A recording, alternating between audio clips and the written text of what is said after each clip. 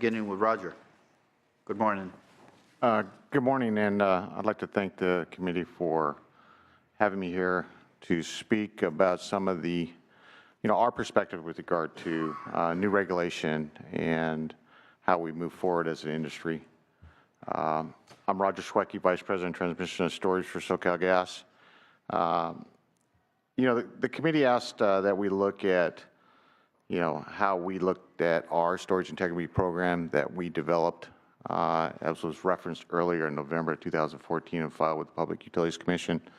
Also looking at some of the recent actions by the Division of Oil and Gas and Geothermal Resources and our perspective with regard to that, and on how do we set new minimum statutory requirements for natural gas storage fields. First off, with our storage integrity management program that we filed back in 2014, based on experience that we've had from the pipeline side, we all know that, incidents that occurred in New Mexico and, more recently with Northern California, there has been a real drive to enhance the inspection and protocol associated with our transmission pipelines that crisscross the entire United States. In looking at that as a general model, we thought it was appropriate to start looking at our storage fields and looking at the integrity of the wells within that. So taking the transmission pipeline integrity management program as a model, we filed a similar type of approach in 2014 with the California Public Utilities Commission to establish a 6-year program. The transmission pipeline is 7 years. We thought a 6-year program was an appropriate interval to look across all our storage wells.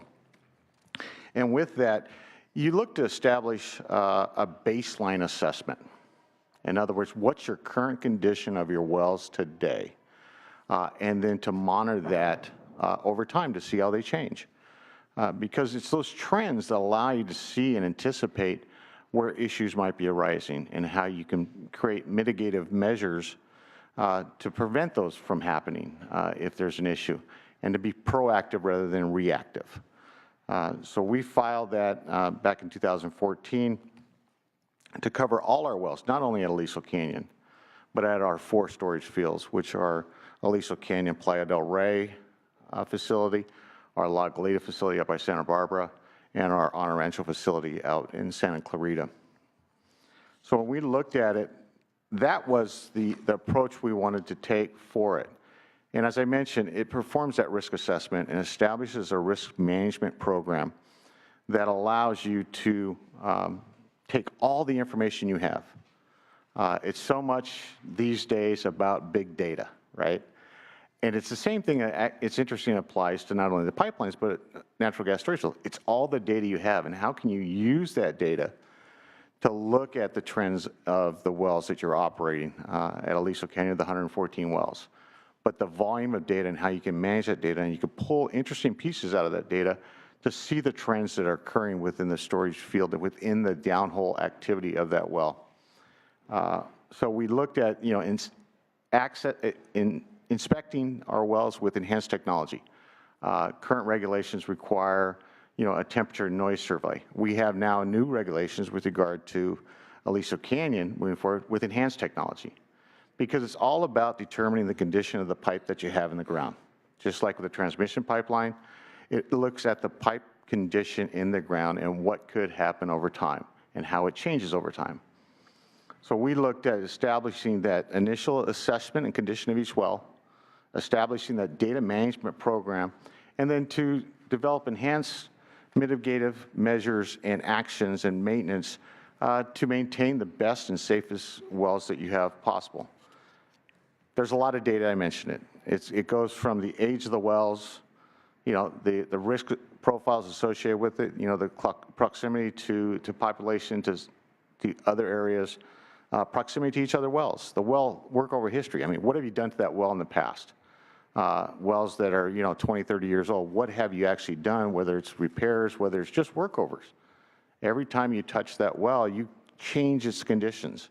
Those are the reasons we submit notice of intent with Dogger to let them know that we're making some changes. So we look at inspection, historical operation of the field, geological conditions. We have 4 storage fields. I mentioned their locations. they're all geologically different, not only downhole, but surface. When you have Marina del Rey that is basically subject to potentially, when you look at tidal influx, versus on a rancho, it's just at 3,000 foot above sea elevation. They're different. The geological substructures are different. So every well, the 14 across California, they're all a little bit different. They all have to be treated a little bit differently. And each operator will look at specifically their own operation. The other areas that the committee asked me to address is some of the recent actions. We at SoCalGas, we're committed to being a good steward of the environment and to maintain safety of our facilities. It goes not only from our distribution pipes, for every pipe that runs to the individual's home, to the pipes in the street, to the transmission lines we have to our storage fields. We want to have facilities that are safe for our customers, for our employees, for the communities we live in and work in. And we support the divisions, and that be the Dogger's efforts to establish, new regulations and moving forward. And how do we get to the point where we can feel comfortable again that the wells we have that are safe and the regulations that have been put in place. Dogger has, with regard to our facility, Aliso Canyon, has really established two things. One is the Order 1109, which is specific to Aliso Canyon, and then the emergency regulations. Both of those are comprehensive nature and do serve as a good first step in developing new regulations going forward. I mean, that's the initial process and how we get moving forward. So with those two rules, where you have Order 1109 for Aliso Canyon and you have the emergency regulations, they look at enhanced well inspections and understanding the condition of each and every well that we have at our facilities. It looks at enhanced real-time pressure monitoring. What is the well doing at any given time? And not just when you're operating it, but when it's sitting idle. It looks at leak detection protocols, not only from the inside, but also at the surface. We look at enhanced valve inspections to make sure everything is working properly, all the way to going to what is called a tubing flow scenario. And that scenario for SoCalGas is something that we believe creates that extra safety level that will create more comfort that the wells are operating safely. We'll be doing it at Aliso Canyon. We're almost the same place at Playa del Rey. Our direction is to go towards that tubing flow only scenario to create that extra safety layer. We like to look at it, it's that extra layer of containment. If you look at I'll use the example, a water tank, an oil tank, anything that's at the surface, we all see the barriers that are around it.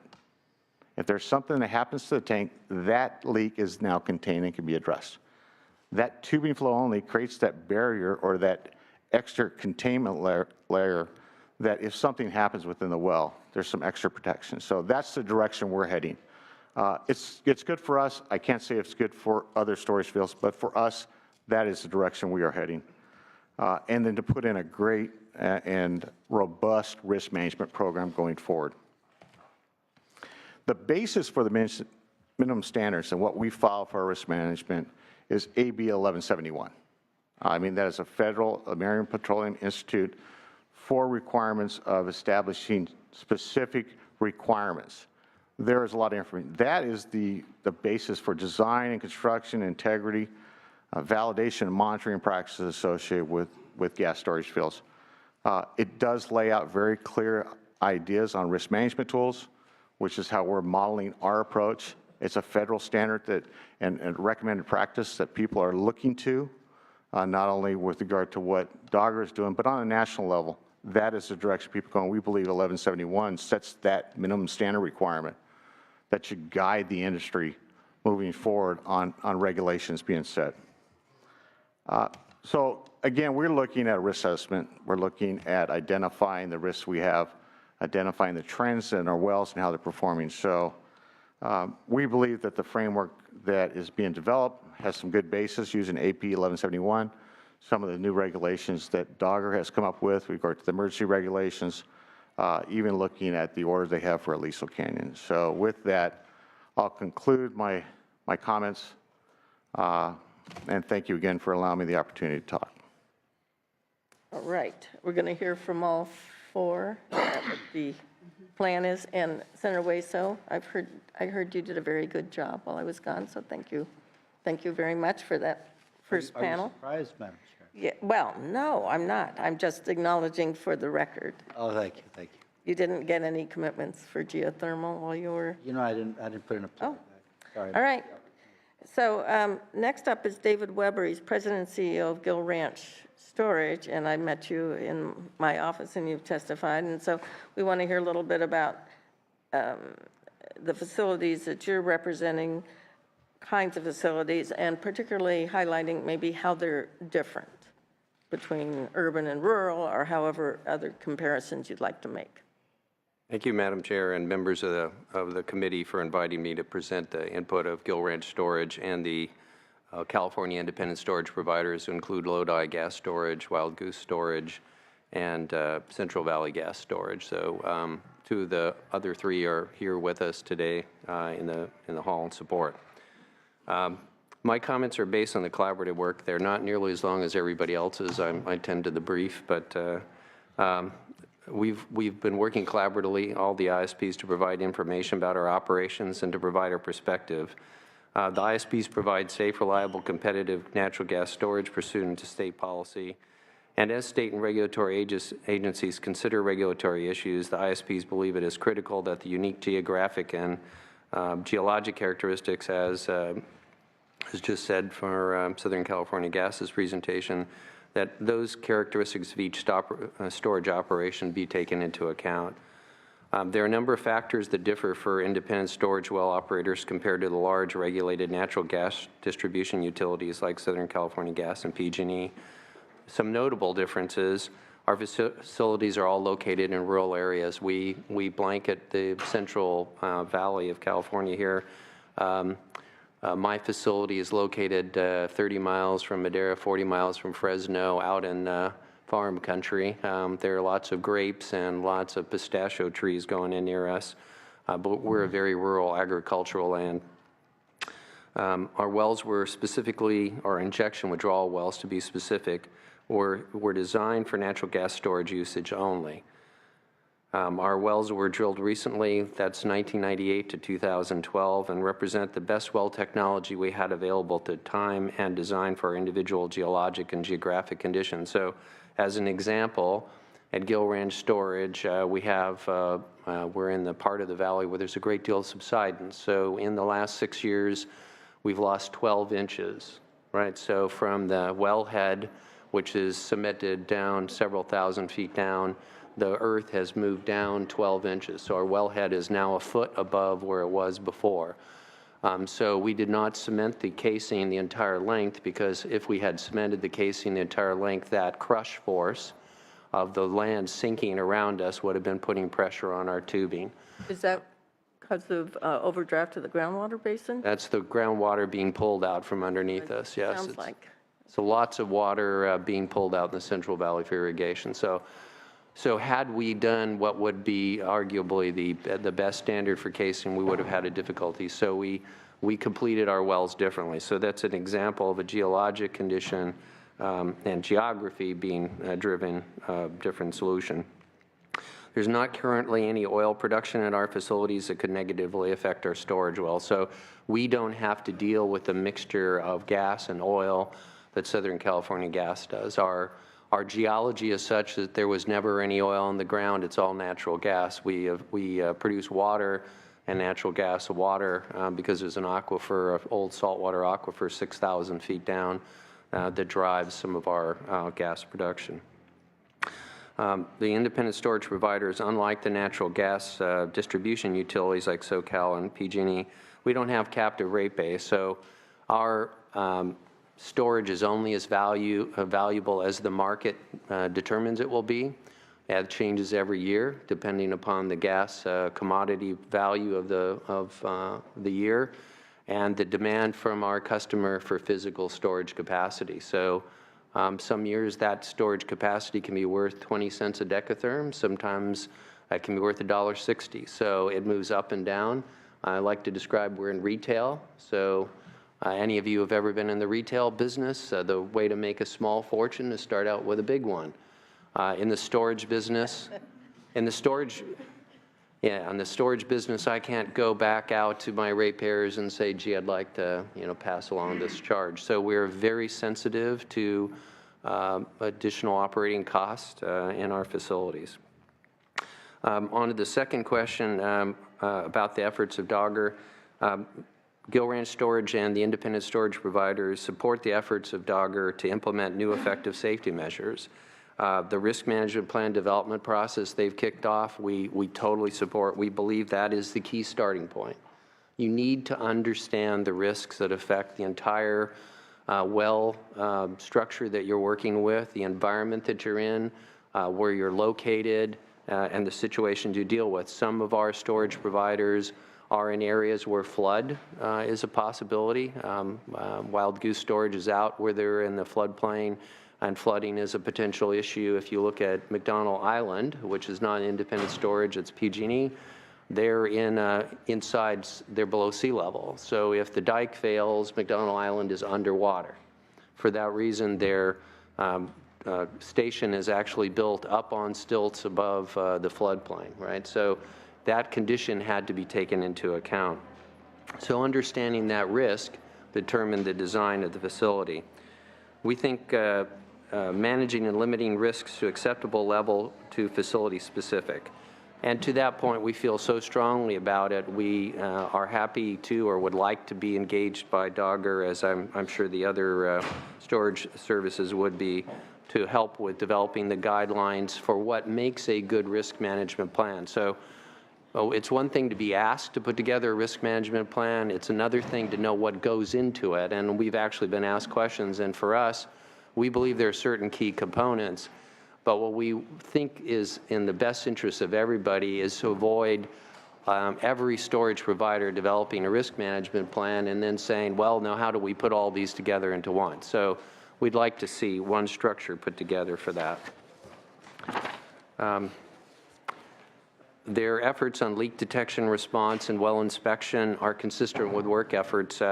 We are actually presented to the Air Resources Board a couple of weeks on their endeavor to comply with the regulations that the legislature's put together on methane emissions.